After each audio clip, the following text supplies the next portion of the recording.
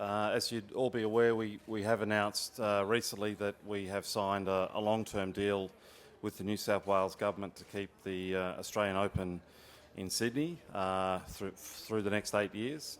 And as part of that, we're really delighted to announce that the 2016 Emirates Australian Open will be held at Royal Sydney. So we think that'll be a terrific venue. We had a great Australian Open there in 2013 where Rory McIlroy beat Adam Scott on the very last hole, and then went on to have a wonderful year and win 2 majors and become world number 1.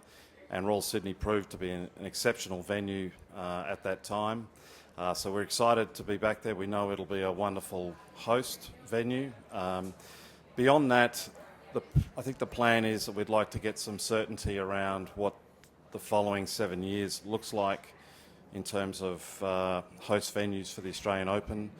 So we'll be working with, there's 4 major venues in Sydney that have hosted Australian Opens. So we'll be working with those venues and hopefully formulating a plan for the next 7 years beyond that.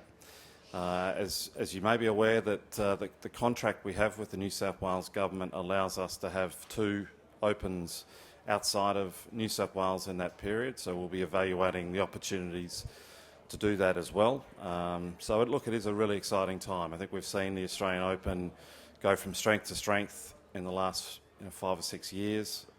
We're really proud of how it's worked in Sydney and how it's grown in terms of corporate support, in terms of TV ratings, in terms of the depth of the playing field. And we think that this announcement will certainly continue that path forward.